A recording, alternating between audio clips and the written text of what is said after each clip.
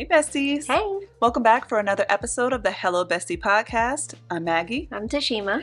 and we're doing our second book club episode. Welcome. Woo, woo, woo. Bum, bum, bum. So, for the month of November, we chose the book The Fury by Alex Michaelides. Yep. And to give you guys a little snapshot of it, it is a thriller about a reclusive movie star who invites all of her friends to a private Greek island for Easter, and one of them doesn't make it back. Yep. So it's sort of like a whodunit. Dun dun dun. Bum, bum, bum. Yeah. All right, teams. So let's just kick it off. What would you rank this book from 1 to 5 stars? I would give this book a solid 4 stars. Okay. What about you? I agree. I almost want to say like 4.5. Okay. Okay, but I don't want to get too ahead of myself. Yeah. So you would recommend this book? I would. I would recommend this book. Correct. Mm-hmm. So, we did both do the audiobook. Correct. So, Maggie initially wanted to do reading the book.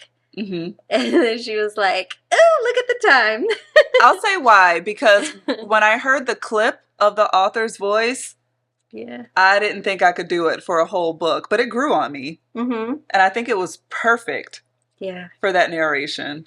It was a good listen for sure. It was. I was just, okay, so we're not going to do this every single time. The purpose of book club is to talk about the book. So spoilers. This is full of spoilers. Yeah. Let's just, this book club. Mm-hmm. The ending just, like each time something would happen and I just felt like I had it figured out, and then it just would take this turn. Yeah. And it was a journey I enjoyed. Now, there are some times, so I guess to kind of jump ahead, mm-hmm. I was a little thrown off when you got to the island, all this stuff happened, and then the narrator went all the way back to the beginning. And at that moment, I was like, wait, what? Like, we're going to do this all over again? Yeah. Like, with more detail, and you couldn't have just given that to me in the beginning? I appreciated the way that it did that. It would have been weird if they would have done it that way. I know. It just, I wasn't expecting. Yeah. I've never listened or read a book that literally went all the way back to the beginning of the book and then started over and then filled in all of these pieces. But it needed to happen, and it was really good. It would make for a good movie, because movies and TV shows do that a lot. It would. Like, it would take you through a whole day, and then it takes you back to the beginning and shows you parts that you didn't see of that same day. And from different perspectives and stuff like that. Yeah. Yeah. So. No, I enjoyed it. So, one of the first things that Elliot talked about was being an unreliable narrator and saying that we're all the most unreliable narrators of our own lives. Yeah. How did you feel about that? Did you think that's a true statement? Yeah. Yeah. I think at first I didn't, like, it was just kind of words. But then as he started interrupting himself and he was like, oh, see, there I go again. Yeah. I wouldn't have picked up on what he really, like, I would have just taken it at face value and moved on had he not brought it to our attention almost every time that he did it. And I was like, man, it just seemed normal to be, like, it just seemed like information that I needed to know without really realizing how biased he was being as a narrator. Right.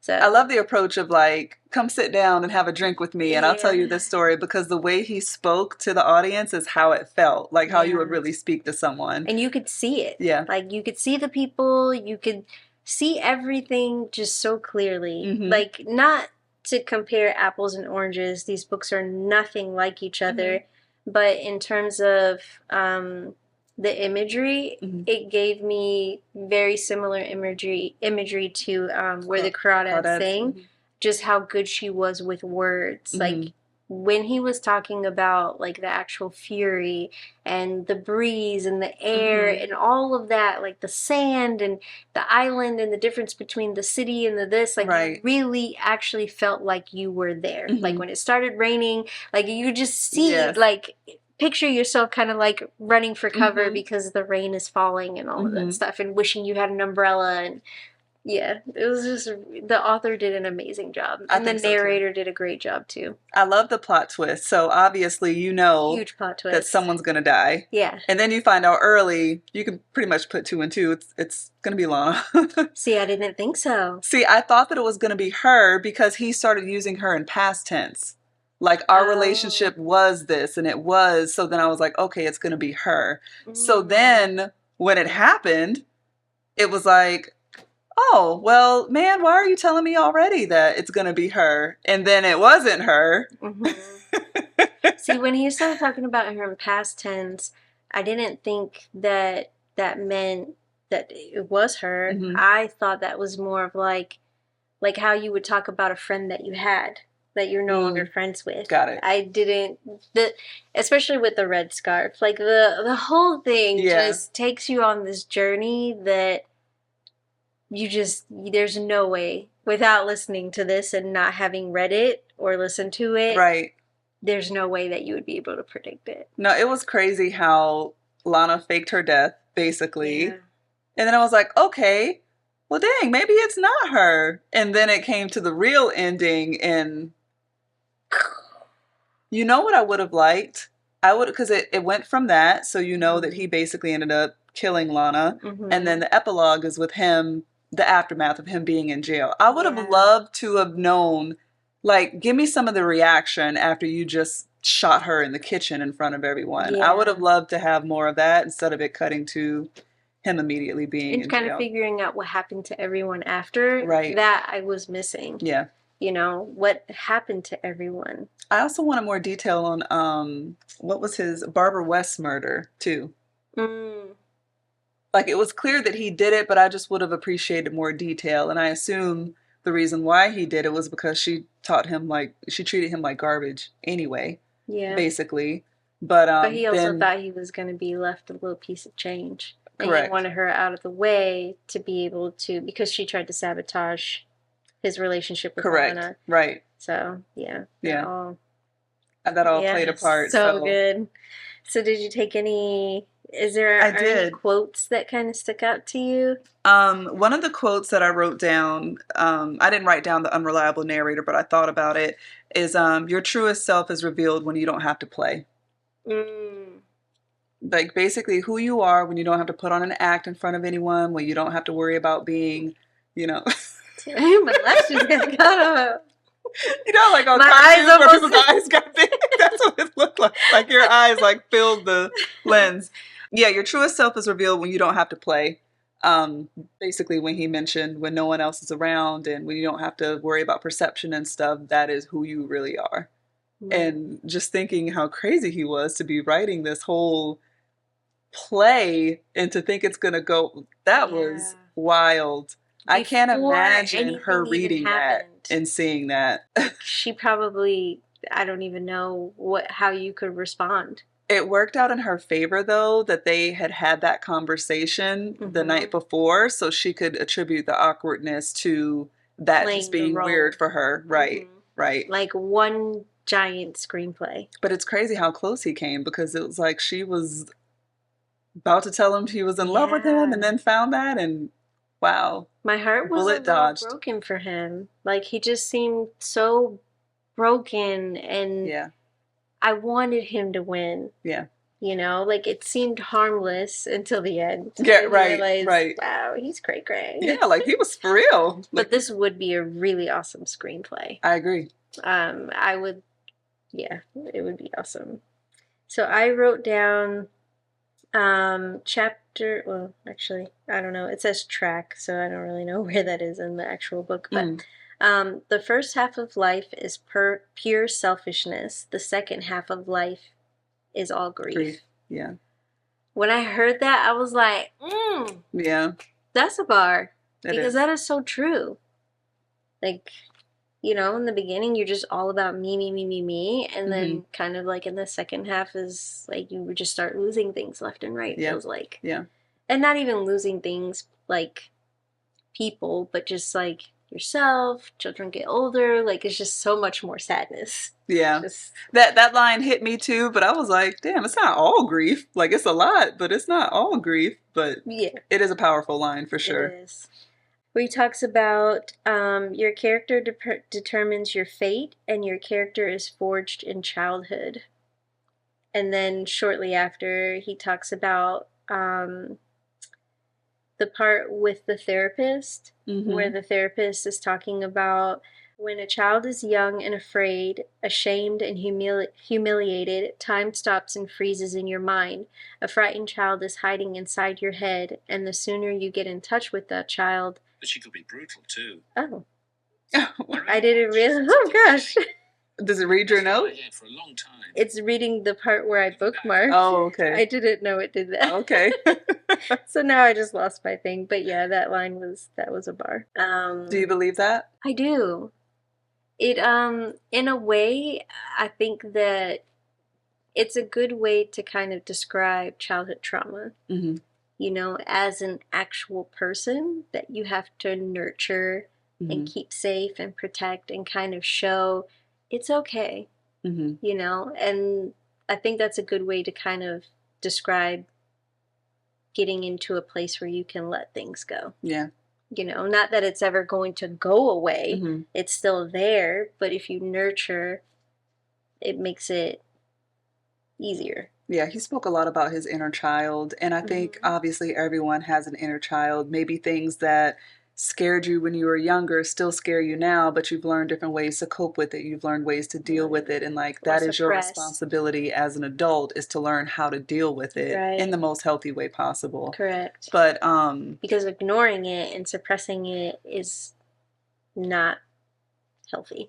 Which is why it's almost like with the Lana situation, I know that he loved her, but it seemed more of an infatuation than a true love. He was obsessed with her. She was like his saving grace as a child when he was being bullied and would go see her in movies, and they're about the same age. And I can imagine the first time he saw her at that party must have been like... just awestruck. And she had no idea the impact that she had on him. So. Right. And then also for him to find out that it didn't mean anything to her. Like, that wasn't a good memory for her of everything that he put on a pedestal. And she's like, well, that's really not who I am. And I actually hate all of that. And he's like, no, don't say that. Right. Because without that, you know, the whole facade goes away. Exactly. You know, so they were each playing a role. But he definitely, like, yeah. It was so good. Did you see the twist with Jason and Kate? Like, were you surprised when you found out they were having an affair? Yeah. Well, no. I feel like it was kind of predictable in a way. Like, not in, oh yeah, I knew it was going to happen, but I'm not surprised. I think for me, I didn't really understand in the beginning why he was so rude to her. Like, what are you doing here? That was immediately what I thought. Yeah, and I was like, okay. Right. No wonder. Yeah. Like, you were just putting on a show. Yeah. I agree with you. Like, I don't think it was very foretelling, but when he was so rude to her when he first saw her, like, what are you doing here with us? Why would he treat her best friend like that? I was like, oh, y'all got something going on, and you being messy right now. Yeah. Cover up. Yeah. Yeah. The ending where they all turned on him, I was just like, where they started beating him up. Yeah. I felt so bad for him. Like, even though he was dead wrong, the level, I guess because the whole time you just see this broken person who's doing his best to be a better person, and just trying to be with this person that he loves. The level of betrayal in that moment to realize that everyone was in on this. Right. And then, like, beating him up. I was just like, no, he's trying, y'all. And then you just find out all this messy stuff. Yeah. I don't know. It's just, I thought it was so well written, and very many nods, a lot of nods to The Silent Patient in that. And I know that you haven't read, you said you're not going to read that book, right? I probably am not, now that I know the ending. Yeah. So it's very similar to it in the fact of, remember when he said when he was basically what they did to him, like got him on his knees and made like that happened to him when he was younger. Okay. So right, with the bullies. Yep. Yeah. So that's very similar to the silent patient. What happened with her, why she murdered her husband, was because of something that happened to her in a similar situation, you know, when she was younger. And then it's so funny too, the other nod that they had to the silent patient when he was speaking with his therapist and she was saying, yeah, there's another guy, Theo, here. And then he's like, oh, he's a therapist. And she's like, he's an inmate. That's the guy from the silent patient. And it wasn't until I finished the book. Wait, is this the same author? Yes. Yes. Oh. The Silent Patient was his first novel, and this is his I think The Silent Patient was his first one, and he also has something called The Maidens too. I don't know where that falls in this. So don't yeah. But I remember finishing the book and just kind of, you know, you try to tie up loose ends. Yeah. And I was like, who is that guy Theo that they mentioned? And then I was like, oh, Theo is the therapist. Because when she was like, yeah, he's a former colleague of mine, you should talk to him. I was just like, this is so random. Like, yeah, this doesn't make any sense to me. Why would you spend time talking to this therapist about her colleague instead of recapping, like, where are they now? Right. That makes sense. Yeah. So I guess then you really should read the other one first, because for me, it meant nothing to me. That is the only thing. And then, like I said, the storyline kind of, in terms of the childhood thing, something happening in childhood and then it happening again as an adult, in terms of going back to the beginning and retelling the story and adding in things. So there are some parallels like that. But oh, in The Silent Patient, he kind of did that too? Yeah. Oh, okay, Yeah. okay. So it's similar in that way, but it's not like a sequel into where you can't, obviously you enjoyed the book and never read The Silent Patient. So, no, but yeah, there were some parallels there. Interesting. So, the things I wrote down as far as likes were the nod to The Silent Patient. And I said the narrator grew on me. How the narrator spoke to the audience, all things I've already mentioned. I appreciated the narrator's backstory. I think they did a good job of establishing Elliot and who he was before he became Elliot Chase and why he became Elliot Chase. It's almost like instead of dealing with his demons, he just said, I'm just going to change myself into someone else. Right. And kind of latched on to Lana to help him create this thing of himself. But his true self was just still in there regardless of and I think how much he tried. Barbara knew who his true self was and she took advantage of that. Yes. Big time. She exploited it. Yep. And it's like, you can pretend to be whoever you want from these other people, but like, I know who you really are. And I love the overall plot. I've never read a murder mystery of the whole bunch of people trapped on an island and who did it. This is the first of reading something like that for me. So I thought that was cool. Yeah, it was good. It was a good read. I'm glad we picked that book. The only other thing I already said, I would have liked more details on Barbara West's murder and then more details on what everyone did after he shot Lana. Same. Because that's just like classic story. Like a person is really like, you know what? I'm going to do what I want to do. I'm going to live my life the way I want to. And they have this sense of peace and then they end up getting killed or dying somehow. Yeah.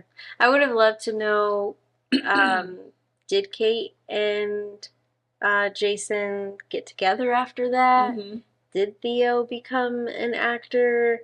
You know, what happened to the housekeeper and the caretaker of the island? Nikos, yeah. Yeah, I kind of wanted to know, like, where are they now? I agree. But, I mean, if he has a habit of referencing, like, having these little Easter eggs, I'd wonder if in some of these other books there are character crossover. Yeah, there like, could be. very slight. You know, that if you read it, you'd just kind of be like, eh? Like me, or if you'd read more books, you know, you'd start to actually get a whole nother story. Yeah. That's cool. This was a good pick. Yeah, I'm glad it was we did. a good pick. Yeah. Aside from The Fury, I have a book recommendation that I want to make. Okay. To the besties and to you.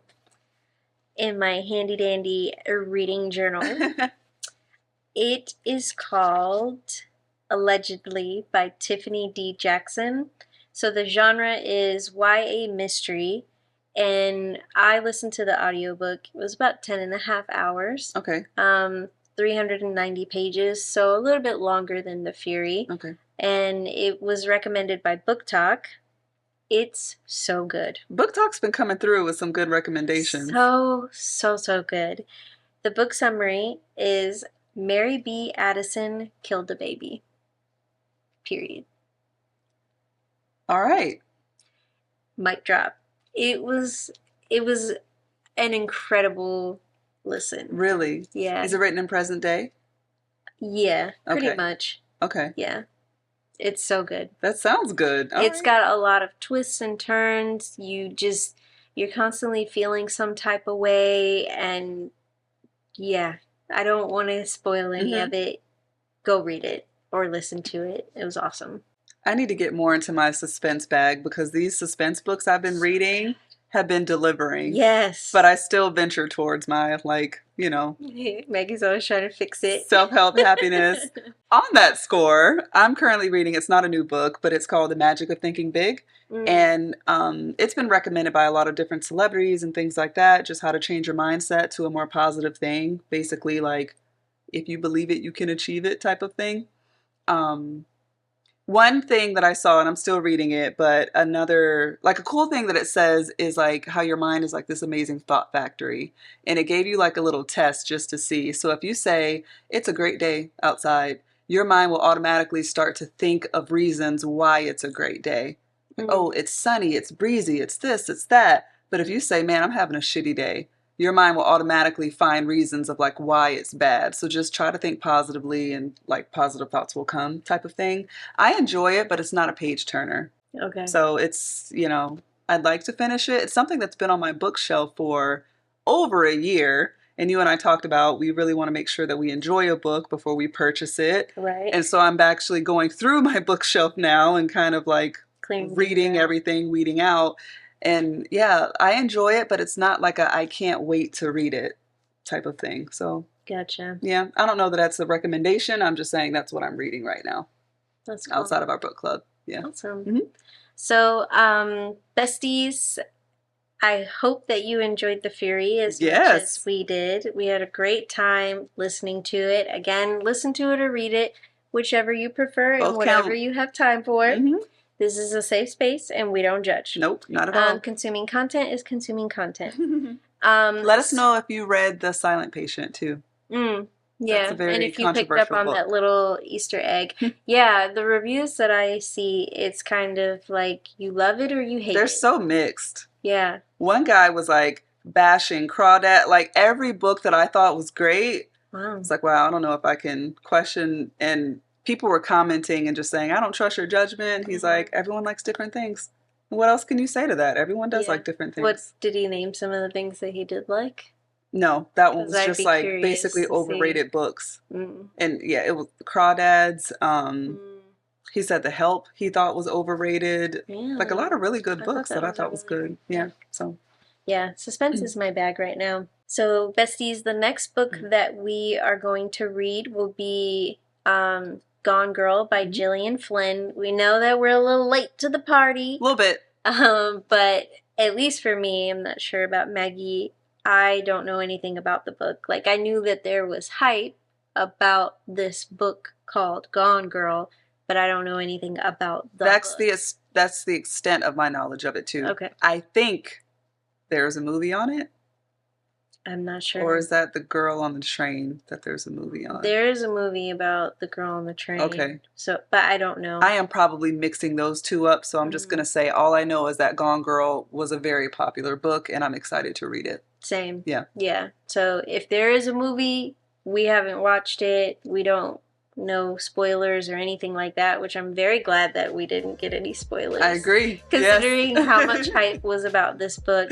But that will be the book that we're going to read for our next book club, which will be the end of December.